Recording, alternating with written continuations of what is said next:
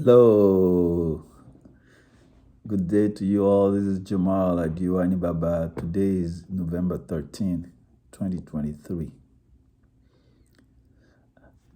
I want to do a request that one of the viewers asked me to do.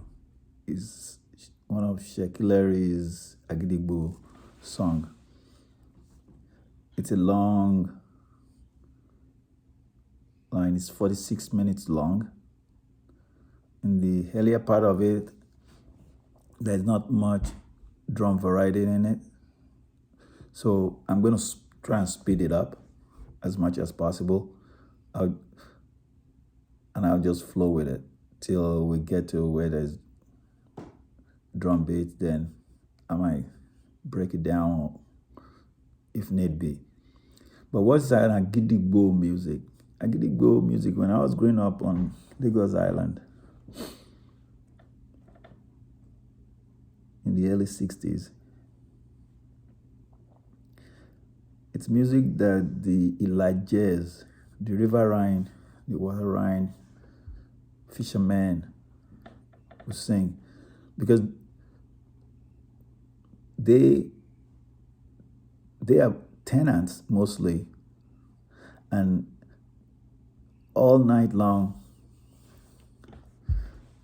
they work all night long on the lagoon. So they're on the water catching their daily catch overnight. Then they come to the shore just before the dawn to sell their catch, the fish, the fresh water crab, to their commercial buyers, who then take it to the market. Take it to Sangro's market, they take it to Jankara market, they take it to other markets to sell. Or some will sell it right there at Ebute. Then they go home and sleep, because their sleeping pattern is not like the rest of the society. So then they wake up in the late afternoon while everybody else is coming back from work or whatever, or they run their errand. They'll be outside in front of the houses they are tenant at, and they'll just be performing to themselves, to entertain themselves. I guess mostly to pump themselves up. And pretty much all the instrument they use is not much. They use the Agidigbo box, which is tom box piano, where they pick. And they have the Orunsha talking drum. They inserted that. Before, they would just use others. They would even use wood along with the Agidigbo box. But later on, they started inserting the Orunsha. In this Shakle'ri one, they played Orunsha for the drum beat. One thing that is interesting about Agidigbo music genre is that any of the band members can initiate song for them to float with. So what they do is a variety of songs. They pick from different genre and Yoruba literary corpus, and they throw it in it. So it's more like a salad kind of music, and they throw it in it. So you will see here that it's not just the lead singer Shaklery that will be initiating the songs. Often enough, other guys will initiate the song while they're finishing one that they're flowing with originally, and then they roll with it. So that's the beauty of it. And most of the song they will sing is constantly revolving around their habitat that they live in, that they function in. Ojú kì í pọ́n ṣin kí ṣin máa rọ̀ o. igbẹhin dara moroye o. What is iṣin? Iṣin is apple, a kale apple, Akee apple, apple. It was later taken by the slaves to the Jamaica and all the Caribbean islands, so they have it there too. It's really, the outside layer of it is hard. When you peel it off, there's a fleshy part of it that is edible, but it also has a black seed in it. If you're not careful, it's poisonous. The black seed is poisonous. So that's why you will hear sometimes when the Yoruba proverb, they will use it pretty much. Ẹni bá mọ iṣin jẹ, ẹni tó bá mọ iṣin jẹ, á mọ ikù ojú ẹ̀, iyán, ikù ojú ẹ̀, ikù ojú ẹ̀, á mọ iyán. Ẹni tó bá mọ iṣin jẹ, if a person is prepared to take a risk, he or she better know how to extricate themselves from it. So it's dangerous, even though the fleshy part, the inside fleshy part of it is sweet and delicate. They even fry it. But if you get caught up in the poisonous part of it, it's poisonous. So the fishermen also use it as a bait for fish.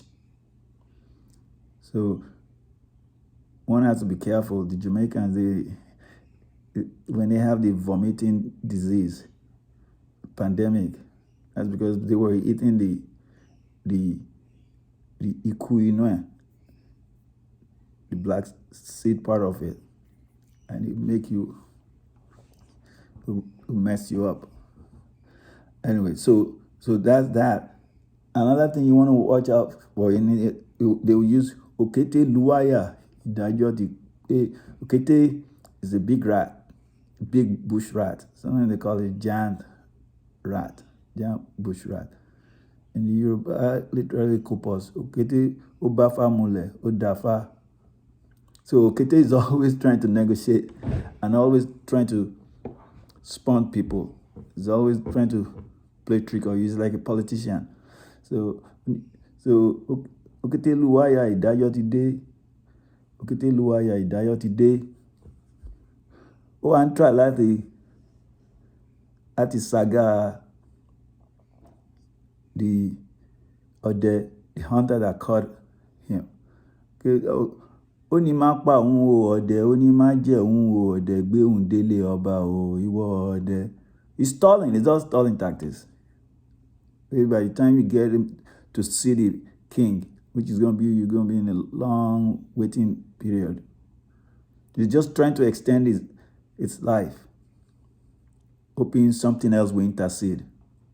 So you see stuff like that in there. So let's go. And then you say things like Obiripo, ayé yín lọ ọ̀rẹ́ mi. Obiripo is, life is cyclical. It could be high one day, it's down another day. So when you're down, don't má bara jẹ́ too much, because life is cyclical. There's going to be upswing. It's cyclical.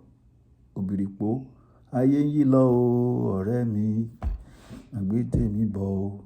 Tó bá yí lọ nígbà mìíràn, a ṣèyàn bí ẹrú.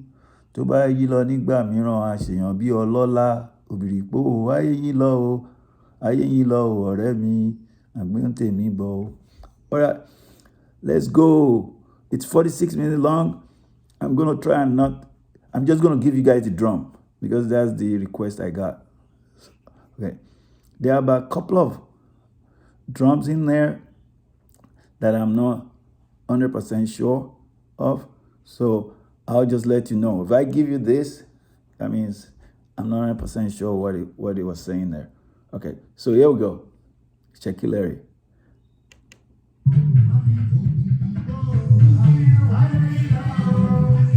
Ayé yín lọ ọ̀rẹ́ mi. In the early part of it, there's not much drum. Because they need to get into the rhythm first.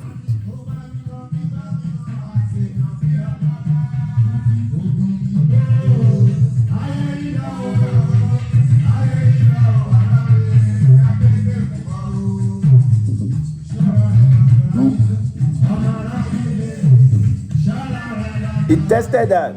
But it's going to come back and do the full sentence later. Okikabonu.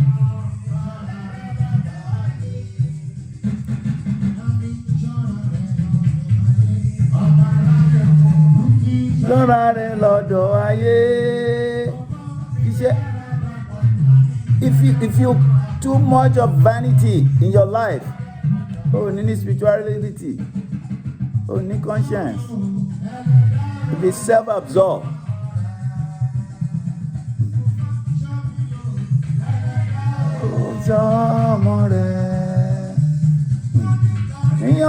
Àárín ọ̀tá ni mo wà. Okay, B. Òun ló dúró tì mí. The solid rock was the only thing that stabilized me. This is when we were young. These are only àwọn aládùúrà. The Seraphim, they will sing stuff like that. Lólùṣàgùntàn mi.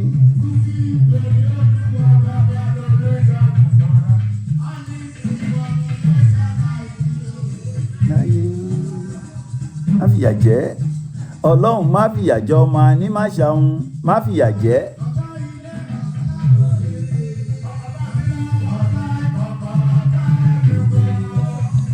Olúwa dákun má fi wọ́n mọ́lé o.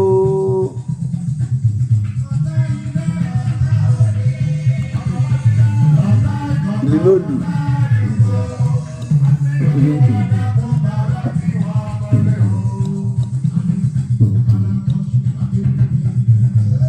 Mo dúró gédégbé, mo wẹ̀ mo yán kọ̀ọ̀kan, lágbálára yá Olúwa, ṣàkàlára ìfọ́lúwa, mo jẹ gbèsè, ìpípa ẹ̀wù ẹ̀ bá tẹgbẹ́ mú, wà láàyè, ìrètí wà fún ẹ nígbà tí o wà láyé, aláròpin mo máa ń tẹ̀bi o, nígbà ọ̀rọ̀ kọ̀kọ̀ ní gbangba ló wà, ní gbangba ni. Abọ̀rẹ̀.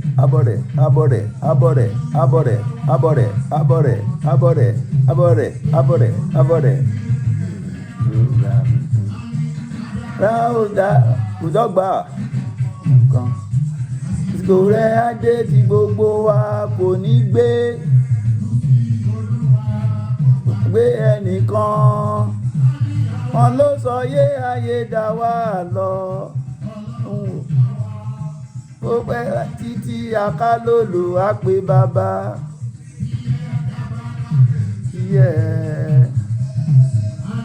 Olúwa á sì tẹ́ tuntun fún. Kò sóhun tó le tí kì í rọ̀ o. Gbẹ̀yìn á dára mo róye o. Yóò kì í pọ́n ṣin kí ṣin máa rọ̀ o. Briga Sapida is the biological name of it. Brigada Sapida. Brigada Sapida. Iṣin egg apple. Ọ̀pọ̀ kú sọ o. Ètè o. Àwọn ni wọ́n pé o. Àwọn ni wọ́n ló tì mọ́rí o tán fẹsẹ̀ kéde o. Ó ti ká bọ́nu. Oníyànjú kò rí ìrìngbọ̀n ṣe é. Ó ti ká bọ́nu. Oníyànjú ò rí wa gbé ṣe. Ó ti ká bọ́nu. The scammer, the entrapper couldn't trap us successfully. So he's full of regret.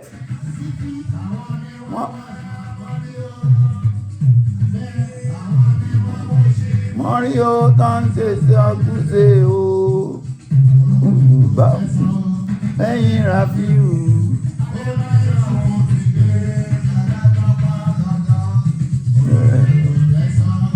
Lẹ́yìn Rafiu.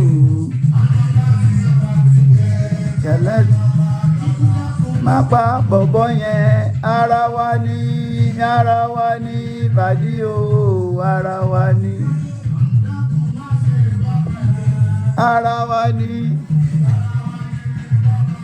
orí àwọn campus yẹn sílò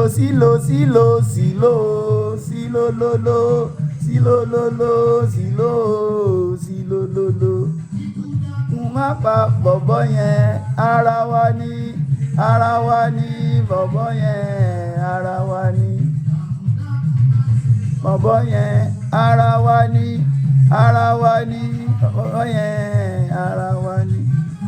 Ó gbé dédé oye dédé yé olóye mọ́mọ́díẹ̀, ara wa ni dédé o dédé wọn.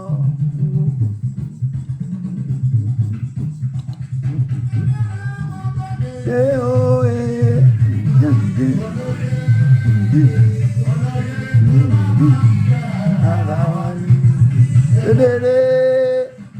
dédé mo gbé dédé o díjànlẹ̀, ọmọ òmùgọ̀ ó fi díjànlẹ̀.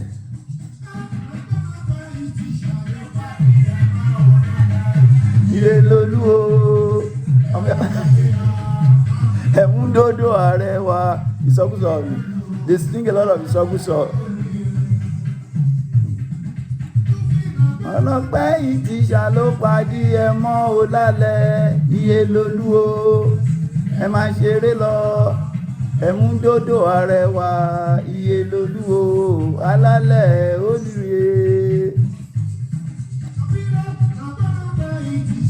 Padì ẹ mọ́ o lálẹ́, ilé lolú o ẹ máa jà pé rọ, ẹ̀múdódó ààrẹ wa, iye lolú o alálẹ̀ olùyè.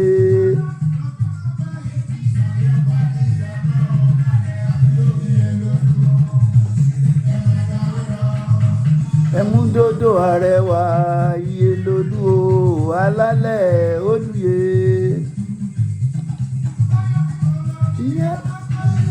Olórí ẹ ló pé bí tí bàbá alájọ tó gbowó àjọ tó yí wọn lẹ́pọ̀n sẹ́yìn ní Ṣómólú, tó yí wọn lẹ́yìn lòsí, tó yí wọn lẹ́yìn tó gbowó àjọ tó yí wọn lẹ́pọ̀n sẹ́yìn ní Ṣómólú, meaning he duped them, he screwed them over. So 419 wà tipẹ́tipẹ́. Olúwa ò náà gidigidi òrẹsì ẹgbẹ́ ìdíjẹ kò dùn mí nígbà kò dùn mí ti jọkọtàdá mi tó sì sọnù, ẹ̀mí ó ìṣẹ́ṣẹ́ mi kárọ̀jú, ìṣẹ́ṣẹ́ mi ó kárọ̀jú, kágbọ́kàn lọ́lúwa o. I'm stuck, bọ̀ wọ́n láti gbọ́kàn lọ́lọ́run. Ó wá pò rẹ̀ sí ẹyẹ fi jẹ kò dùn mí, ojúmọ́dá kò dùn mí kí ọgọ́ta mi tó sì sọnù. So trying to jump over the hole at the papa, ọkọ àtàdé drop into the ditch, into the water. Debate, he didn't mind about the bait that he lost, but his àdá àti ọkọ àti àgbọn ẹ̀ ló dùn. Lé mi lọ o bàbá tọ́jọ́ o, wá lé mi lọ o màmá o. Olúwa tó dá wa,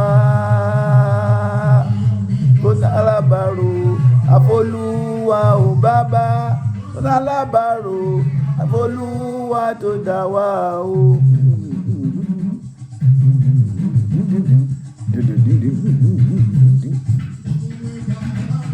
Ọ̀rọ̀ mi ti le,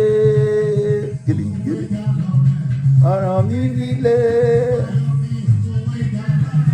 ọ̀rọ̀ mi nílé olùkọ́tún àgbọ̀nà mọ́ òwe. Ọ̀nà mi nílé olùkọ́tún gbéjà lọ́rẹ̀, ọ̀nà mi nílé. Difficult journey. Come and go àpọ̀nà mọ́ òwe. Ìṣẹ̀rù akátá kákátá pẹ̀dìyẹ kó tún pẹ̀lẹ́dìyẹ kì í ṣẹrù akátá.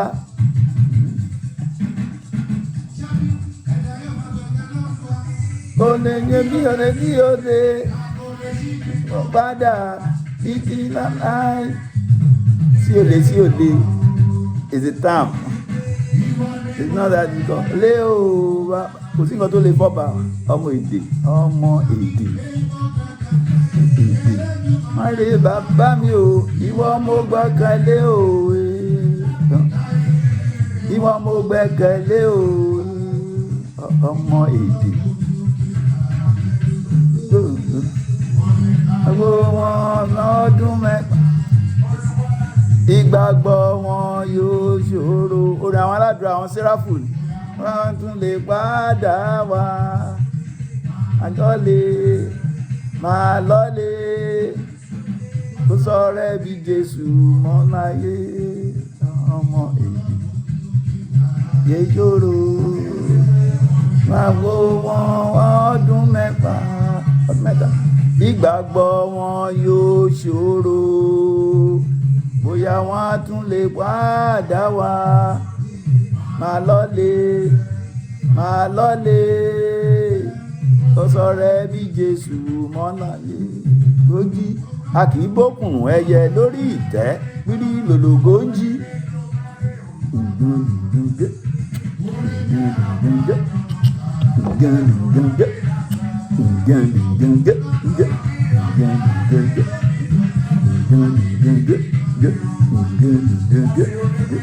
Ǹjẹ́ abádùnú kàlẹ́ o àmì àṣẹ.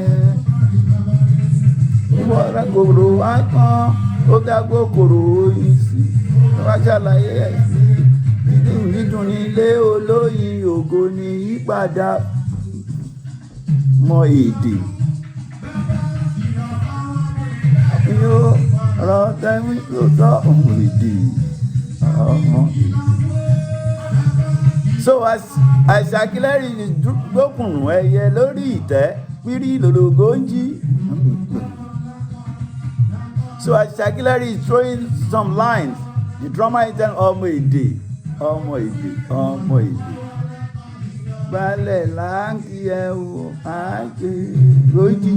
A kì í rókùn ẹyẹ lórí ìtẹ́ pírí lòlògó ń jí.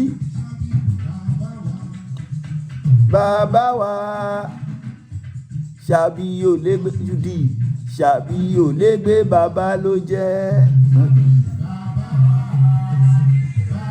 That means their patron, bàbá wa, our patron, Mọ̀ṣúrì ṣàbí elégbé. Ojú tàṣà o, á jìyà o. Ọ̀sán gangan làṣà ó gbé, òròmọdìyẹ tó lóun ò fi tàṣà ṣe. Ọ̀sán gangan làṣà ó gbé. Ojú tàṣà o, á jìyà o. Àṣà ń bẹ́yẹ lè lọ. Ọ̀gá làṣà jẹ́ tẹ́ ò mọ̀ o. Àṣà ń bẹ́yẹ lè lọ. Àṣà is a predator. Ẹyẹlé domestic wà bó ti rí. Ẹ̀yin tẹ̀ ń ṣẹgbẹ́ ẹ̀yin jàtìjàtì ẹ̀rẹ́gbẹ́ wà bó ti rí. Àṣà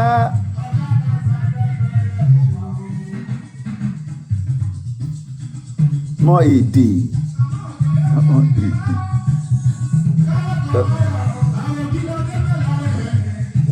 Ẹyẹ dìbò lọ kò lẹ́yìn ẹyẹ bàbá sókè o. Ó mọ̀ pé bàbá ń wò ó ọba àgbẹ̀sán. Yóò máa ní ìṣe pé ẹnìkan asọ̀rọ̀ kẹ́rẹ́kẹ́rẹ́ ń fojú wò gbẹ́. Asọ̀rọ̀ kẹ́rẹ́kẹ́rẹ́ ó ń fojú wò gbẹ́. You walking on the countryside, in the bush area, you and your buddy, and you gossiping with him, and you turn around to see if someone is hearing you. Nobody's hearing you. It's between you two. If the word gets out, it's one of you two that snitch, that let it get out. The bush is not gonna tell anybody because they are not human.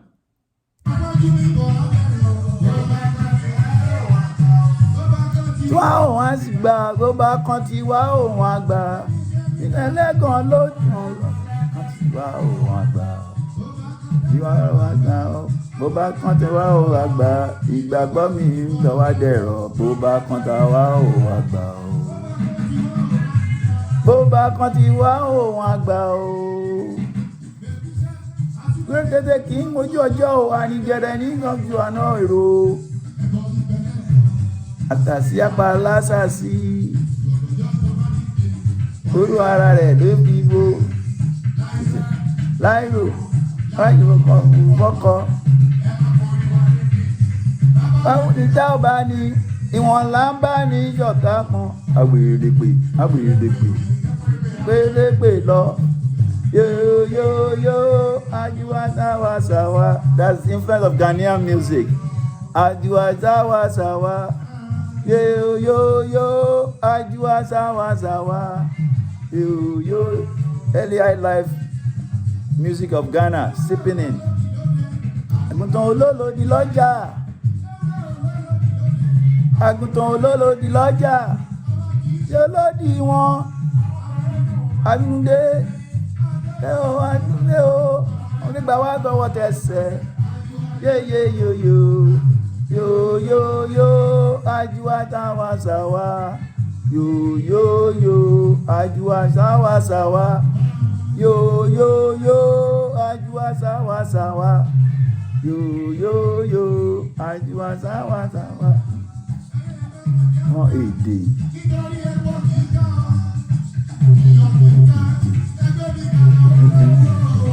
Ó ẹni tàwa. Sawa. Yo, ajuwa sawa. Ajuwa sawa.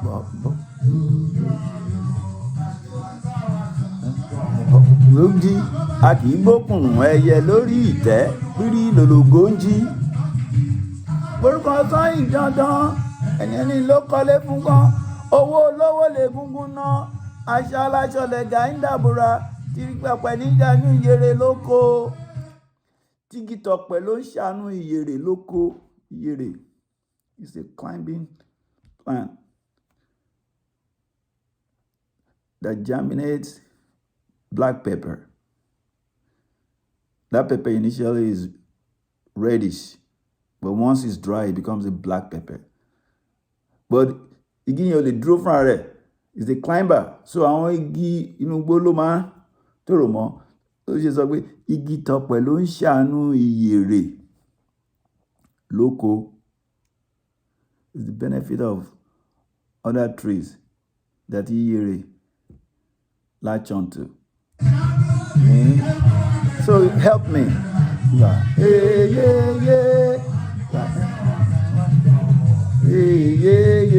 Ajuwa sawa. Ìyàkadìkọ́ o. Ajuwa yo. Ajuwa sawa. Yo.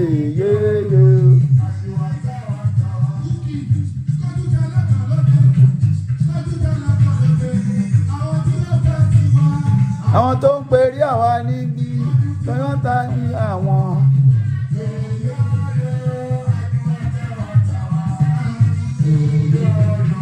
Ajuwa sawa. Yo. Ajuwa sawa.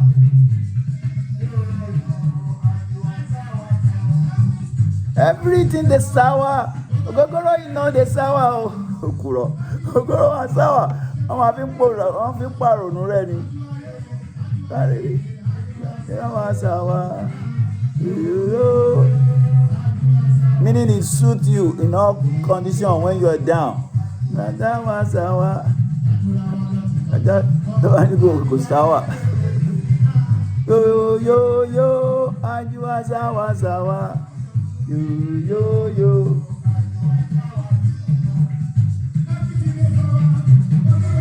Lọ́dẹ sáwà o.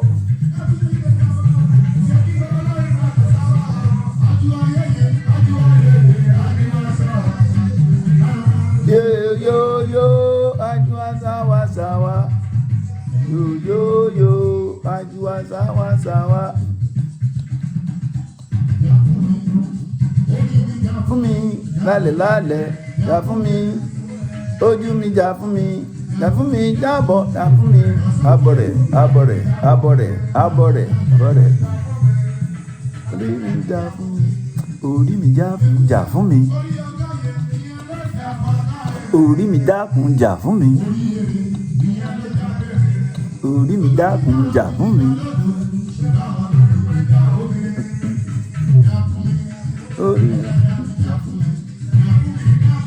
He was going to beat that drum earlier when the lyrics started, when this theme of lyrics started, but he knew he would be stepping on Shaklery's lyric.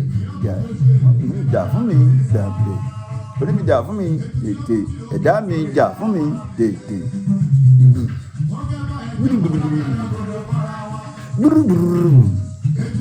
Ọkọ̀ mi rí lórí.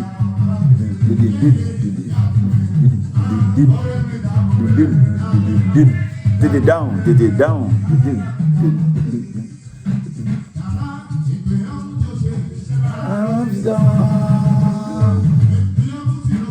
Orí ara wọn ló fi gbé gbogbo wọn. Jà fún mi. Jà fún mi. Jà fún mi. Orí mi jà fún mi. Ọlọ́run ò sí.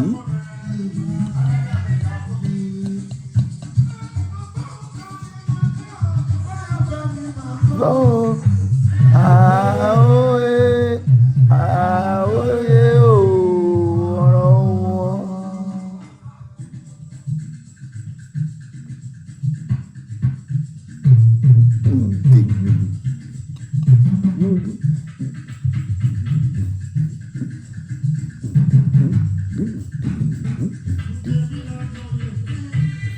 Ó kàn ń set ìlú ẹni, ó fi sẹ́lù. Ọmọ ọba ọba yé táwọn gbàrà ẹ jẹ́ Túndé King kọ́ máa bára wọ ẹ dá ó ẹ o abọ́ rẹ̀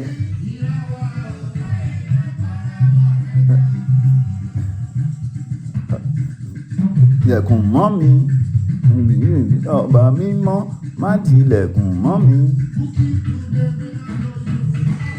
Ọmọ lèmi lọ yóyè ọmọ bàtà rárá. Lèmi lọ jóyè.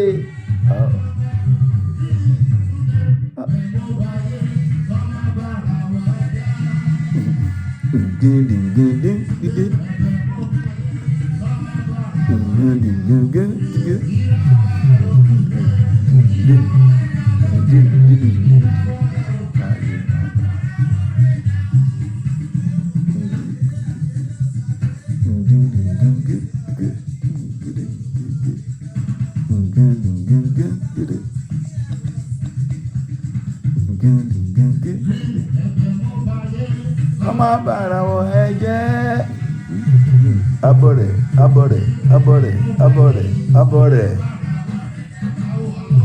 Ìràwọ̀ ẹ o ìràwọ̀ rẹ̀ lọ lókè ìràwọ̀ ẹ o káyé máa para ọ̀rẹ́ dà o.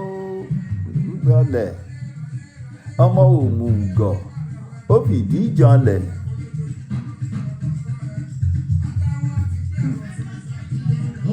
Obìnrin ìpó ayé yìí lọ ọ̀rẹ́ mi ẹgbẹ́ mi bọ̀ ìsìnkílíkọ̀ bá ń gbé tèmi bọ̀ ayé yìí lọ ọ̀rẹ́ mi máa gbé tèmi bọ̀ òkè apátákòtì èèyàn bí ẹrú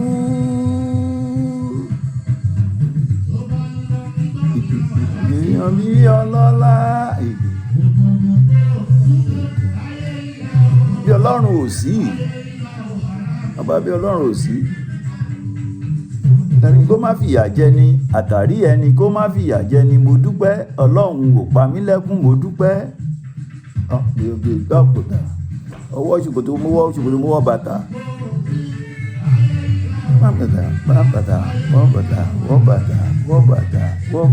Ọlọ́run ò sí. Lọ o, àwọn yéyí lọ o, ọ̀rẹ́ mi, màá gbé tèmi bọ̀ o. Àṣeyàn bí ẹrú. Báyìí lọ nígbà mìíràn, àṣeyàn bí ọlọ́lá.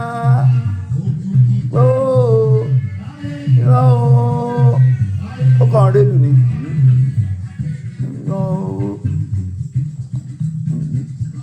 Dúró de o, àsìkò rẹ̀. Dúró de o, wàá ṣe wàhálà yoga. Dúró de o, àsìkò rẹ̀ o, má jà o.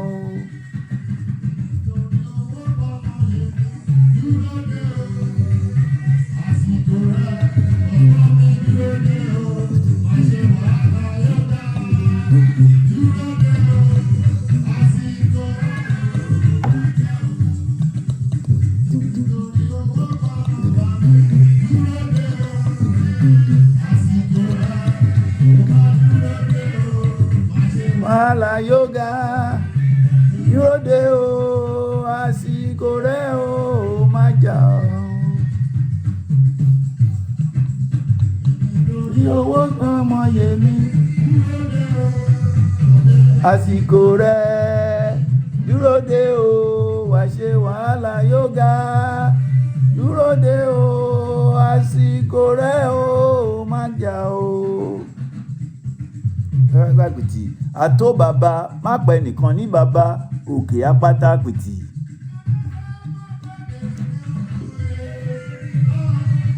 Òkè apáta pìtì àtó bàbá má pẹ́ nìkan ní bàbá òkè apáta pìtì.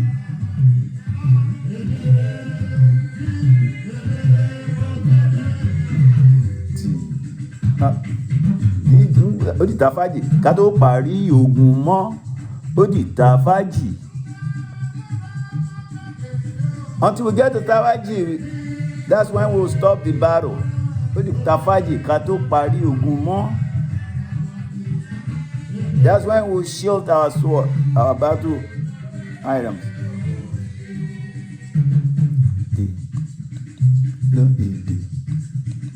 Lọ èdè. Kété lùwàyà ìdájọ́ ti dé. Kété lùwàyà ìdájọ́ ti dé. Orí máa pàmò ọ̀dẹ̀, orí máa jẹun ọ̀dẹ̀. Gbéhùn délé ọba o, ìwọ ọdẹ. Lè ṣe àwo gẹ̀lẹ̀dẹ́ lobìnrin lè mọ̀. Bóbìnrin wojú orò á gbé. Bóbìnrin fojú korò orò á gbé. Ńlẹ́lúwàyà ìdájọ́ ti dé.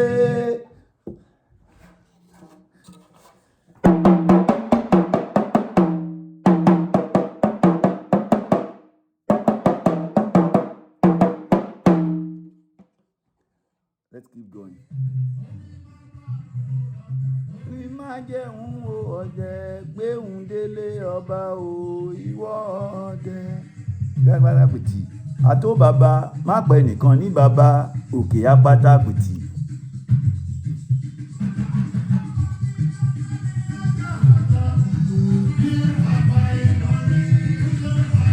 Mọ́ni ló ra ní bọ̀wọ̀ wálé.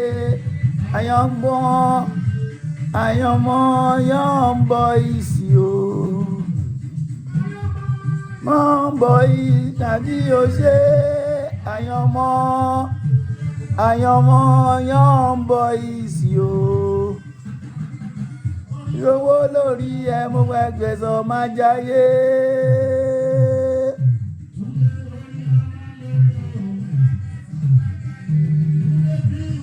Lóṣòwò mo mọ̀, bàjẹ́ lóṣòwò mi mọ̀, màgòrí pẹ̀tẹ́ sì ṣe yò láyé, màgòrí pẹ̀tẹ́ sì ṣe yàlàyàlà yólóyó.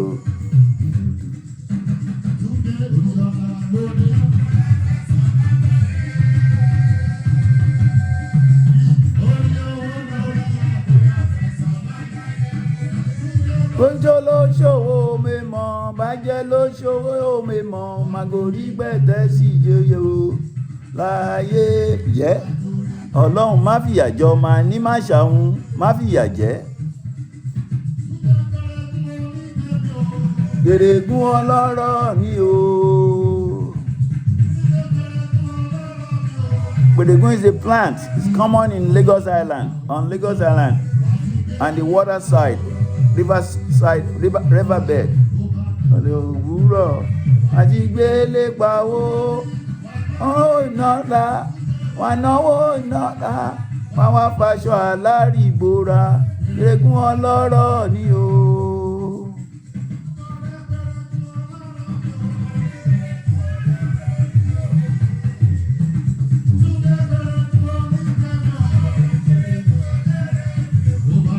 Òwúrọ̀ wọ́n jí gbélé pawó, tó bá dìgbà òwúrọ̀ wọ́n jí gbélé pawó, náwó náírà wà náwó dọ́là, wọ́n wá faṣọ àlárí ìbora, gbèrègún ọlọ́rọ̀ mi o.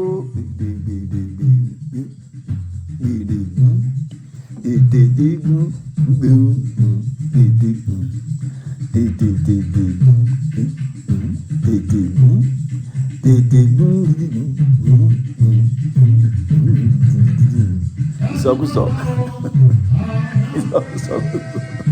èdè. Ọ̀tá Olúwa máa ga jìyàn jẹ́ o. Ẹ kí bọ́bọ̀ o àyànfẹ́, àyànfẹ́. Ọba Olúwa máa bàyọ̀ ẹ jẹ́ o. Kéwú tí òkè kúlùmbù aláwù ni, kúlùmbù aláwù ni, tẹ̀sùbá ẹ̀ kúlùmbù aláwù fáwọn tó túlù ṣe o. Tàbátí àdá fáwọn tó bá ìlú jẹ́ o. Lọ́wọ́ bèbí yẹn o, kò mà ní fò lọ lọ́wọ́ àwa ò láyé. Kò mà ní fò lọ lọ́wọ́ àwa ò wé. Ẹ̀yin la fọ́ máa rìn là lójú àárín eléré. We blew it up, we tore it up. Fọ́ máa rìn. Ya ye ye ye, zawa zawa, ajwa ye ye ye, zawa zawa, ajwa ye ye ye, Marina. Our la for Marina lójú. We pull the most crowd in Marina until they had to ban it. Congregation there. Ajwa ye ye ye, zawa zawa. Ájú ayé wọ́n tilẹ̀kùn mọ́mọ́ onílé lójú mi, wọ́n tilẹ̀kùn mọ́mọ́ onílé. Fatai Rolling Lola. I told you guys they pick songs and they just throw it like a salad. Mawale o ọmọ ìta torí kẹlẹ́lẹ́ motion tourist wọ́n ti ẹ̀ka láyé, wọ́n ti ẹ̀ka láyé, wọ́n tilẹ̀kùn mọ́mọ́ onílé, wọ́n tilẹ̀kùn mọ́mọ́ onílé. Onílé má wọlé o ọmọ ìjà.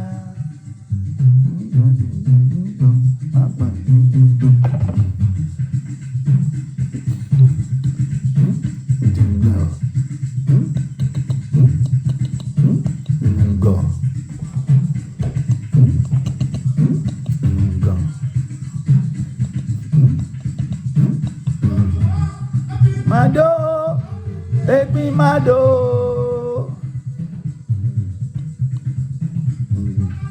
Ekpin Mado, Ekpin Mado. Ìjó tí mo jó lánàá, Ekpin Mado.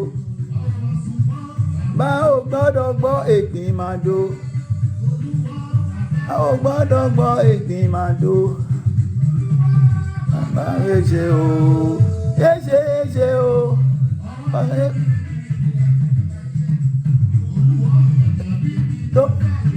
Don't touch it. You can't look. Mi bá jà wá sanwó ẹ o. Ìgbọ̀gbọ̀n big trouble. Ó kàn mí lọ́mú. Bá dóyún wàá you. Like I jack go to low. Don't use me and just don't overuse me. And then move on. Now the peck and go.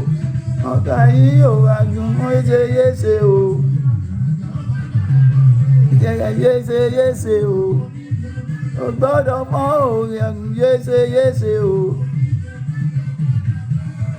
Yes, oh. La ebe mo be, Salina ebe mo be. Selina ebe mo be. Nítorí Àṣàbí ẹlẹ́wà ọmọ pa mọ́ èdè. Ikú èso máa ló pẹ̀yẹ. Addiction, sexual addiction. It will kill you at the end. Ikú èso máa ló pẹ̀yẹ.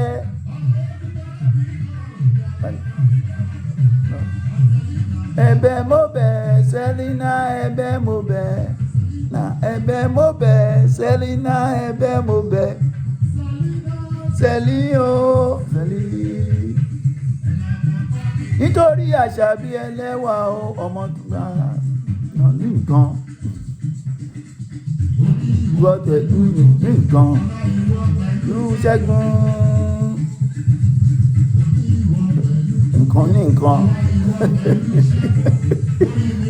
Ní kókó asọ̀gbára òun ò yá. Àìsàn tó ń ṣiyẹ́ kì í sàn, Selina máa lọ. Ẹ̀yẹ́ kú tó rí èso. So now he's cautioning himself. Jẹ́ kí Selina máa lọ o. O ti láṣàbí. Ló máa lọ pa yẹn. Ló máa gbọ́rí gbà wá ló gbà lọ. Na ẹ̀bẹ̀ mo bẹ̀, Selina ẹ̀bẹ̀ mo bẹ̀. Ẹ̀bẹ̀ mo bẹ̀, Selina ẹ̀bẹ̀ mo bẹ̀. Nínà Sẹ́lí o, Sẹ́lí.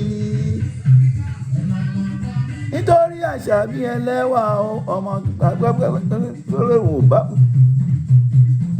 máa fà sẹ́yìn fún yín. Ètò mẹ́ni ẹni títò mẹ́ni kó máa lọ. Béwúrẹ́ lè kókú. Béwúrẹ́ lè kú kókú. Mi ò tọ́jú èèyàn kí n tọ́jú ẹran. Béwúrẹ́ lè kú kókú. Abéwúrẹ́ gbé tó lóun ò mójú ẹni bí ò mẹ́ni kó máa lọ. Abágùntàn gbé tó lóun ò mójú ẹni bí ò mẹ́ni kó máa lọ. Béwúrẹ́ lè kú kó kú. Béwúrẹ́ lè kú kó kú. Èmi ò lè tọ́jú èèyàn kí n tọ́jú ẹran. But that's not it. Béwúrẹ́ lè kú kó kú. Béwúrẹ́ lè kú kó kú. Èmi ò lè kó imí èèyàn kí n tún kó imí ẹran. Imí ìgbẹ́. Èmi ò lè kógbẹ́ èèyàn kí n tún kógbẹ́ ẹran. Béwúrẹ́ lè kú kó kú. Abéwúrẹ́ gbé someone that needed a shelter. Seek for your help. Ẹjọ́ jẹ́ mo lè sùn síbẹ̀ yẹn níbi. Okay, there is a space, bigger space níbẹ̀ yẹn níbi táwọn ẹran mi wà. And it's covered. O ní láti wọ́n nípa kójò máa pẹ́. Wá bẹ̀rẹ̀ sí ń ṣe gbọ́nkú sí ẹ later on. Kó tó jẹ́ pé abéwúrẹ́ gbé ní ẹ́, abágùntàn gbé ní ẹ́, ibi tá a fi ẹ́ sí. Wá ń ṣe gbọ́nkú. I can't take care of all these my other responsibilities and then add your liability to it. You can go fuck yourself, get out. So my fà sẹ́yìn there. So is a Yoruba literary corpus way of telling an ungrateful soul to get the fuck off, go pee on the rope.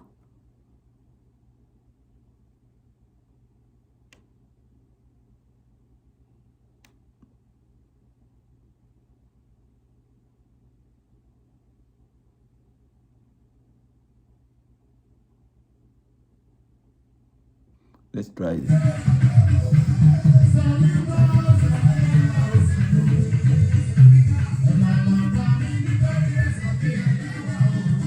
Abéwúrẹ́ gbé tó lóhùn ò mójú ẹni bí ò mẹ́ni kó máa lọ. Abágùntàn gbé tó lóhùn ò mójú ẹni bí ò mẹ́ni kó máa lọ. Béwúrẹ́ lè kú kó kú. Béwúrẹ́ lè kú kó kú. Èmi ò kó mí ìyàn kí n kó mí ẹran. Béwúrẹ́ lè kú kó kú.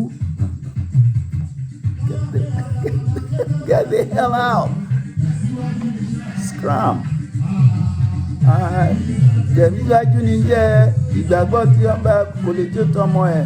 Tẹ̀síwájú níṣẹ́ àjàmbáyé o.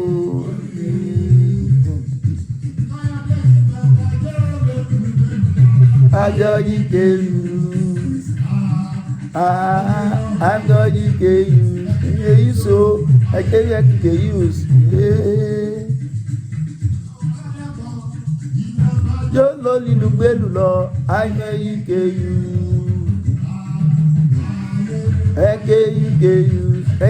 so ayé Agidigbo náà lè rí a mọ́ ti kéré mọ́ ni wọ́n àwọn tó wà níbẹ̀ àwo ni wọ́n o mọ́ ti kéré mọ́ ni wọ́n àwọn tó wà níbẹ̀ àwo ni wọ́n o àjòmóre gbé òkú o àjòmóre àyùnmọ́ èkú o àjòmóre jíjẹ àtàwọn àtejò ẹran jíjẹ ebi ń pejò àwọn yan àtàwọn àtejò ẹran jíjẹ baálé òwe they all pray for another predator.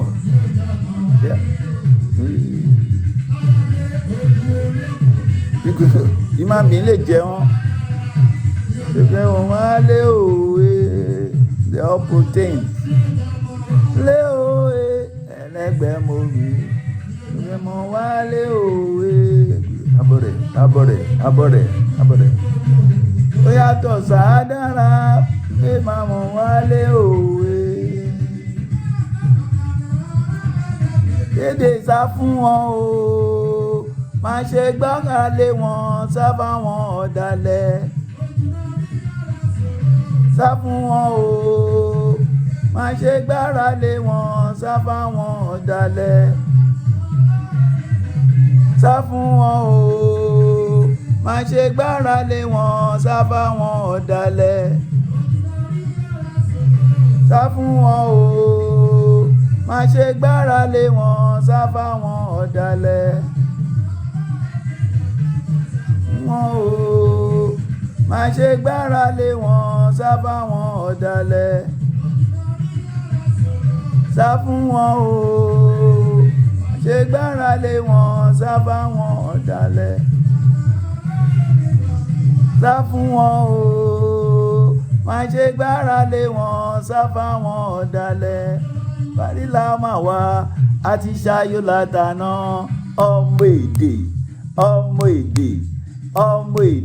ọmọ èdè ìwọ́rí là máa wá àyíṣà we still rolling on it over last night's film kú aya wa ò ní kú ọmọ wa ò ní kú ní àwọn ọ̀tá àwa yóò ṣe gbéyàwó ajá tó lọ jiyọ̀ gbé kìnnì yóò fi yọ̀ ṣe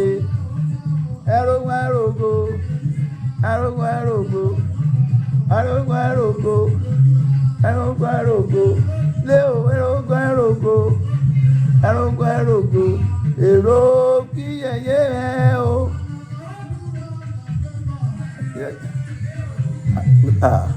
Àwọn tó ń pera wọn ní nǹkan pàtàkì àwọn dà a ò rí wọn.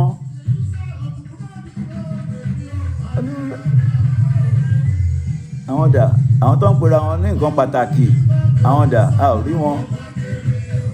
Àyà mi lóyún àyà mi bímọ àyè mọ́jú ní tèmi ó bàyà mi bá bímọ mo ti gòkè àgbà mo lóko lábẹ́ mo látọ̀ lẹ́pọ̀n àyà mo fokó dáre ó bàyà mi bá bímọ mo ti gòkè àgbà ó ó di ẹ̀yẹ wá sára ó I'm fulfilled. So what is the shame there?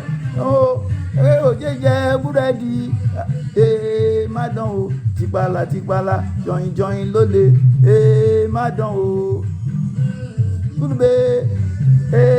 kúlùbé ajá ọlọ́dẹ kúlùbé.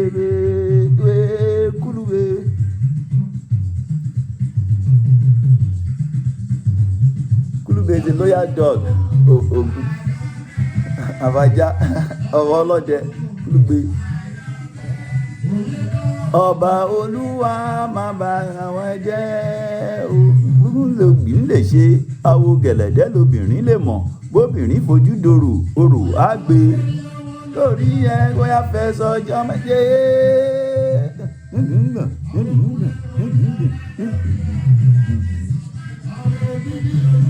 Olóṣòro mímọ́ bàjẹ́ lóṣòwò àforígbò tẹ́sí láàyè àwọn àforígbò tẹ́sí gbé gbàláyàlá yólóyóló.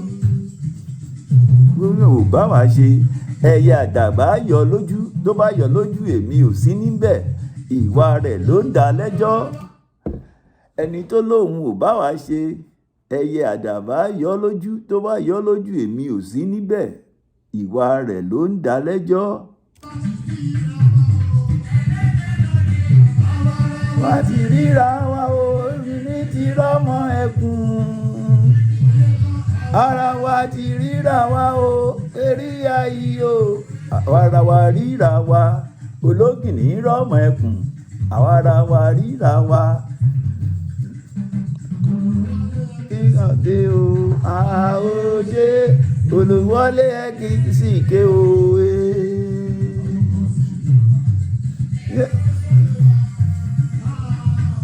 Wọlé ẹ̀kẹ́ sì ké o. Àwọn ṣe olùwọlé ẹ̀kẹ́ sì ké o.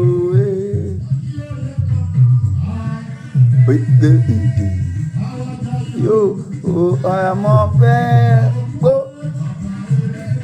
tó ẹ̀mí ò pé orí ọba tó nítorí ó ń kọ nípa òye kan láì níjọ òye kan wá ní tó èmi ò borí ọba tó. Kétélu wáyà jọjọ ti dé. Èdè ọmọ èdè eré ọba o ìwọ ọ̀jẹ̀ gbẹdùgbẹdù gbọ́pọ̀ àgbà gbẹdùgbẹdùgbẹdùgún lójúgun.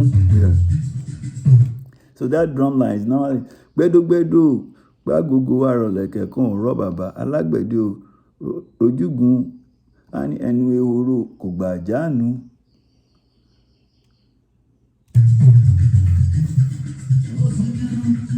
Ìlú wáyà ìdájọ́ ti dé. Lókìlù lósìkìlù lósìkìlù. Onígbàgbà ń wo ọ̀dẹ onímájẹ́ ń wo gbẹ̀mùjẹ́lé ọba o.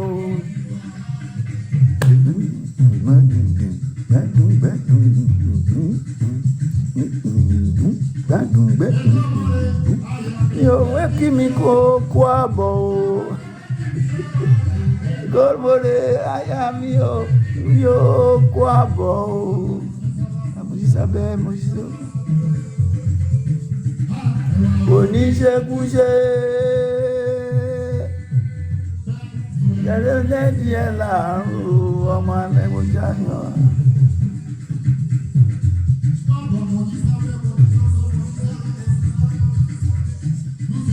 Àwọn oníṣekúṣe. Ṣé ló dé tí ẹ láàrún ọmọ.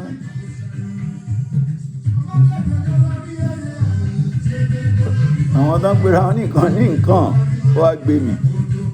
Kó tó kú kó yá súre fún ẹ nígbà yóò. Rí màmá ẹ tètè kó lọ rí màmá ẹ tètè kó lọ rí màmá ẹ kó tó kú kó yá súre fún ẹ nígbà yóò. Lógún ẹ nígbà yìí lógún ọmọ ní ó yógún àlàyé bí èrò ọjà lólóló.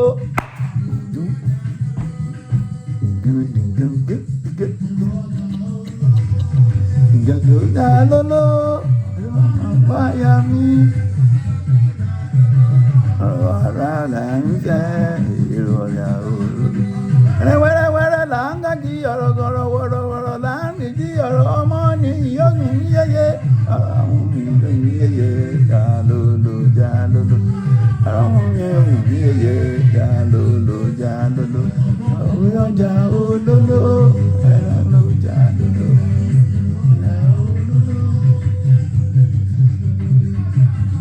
Miami, jalolo. That's it for you guys. Shaklery. Don't forget the do-re-mis.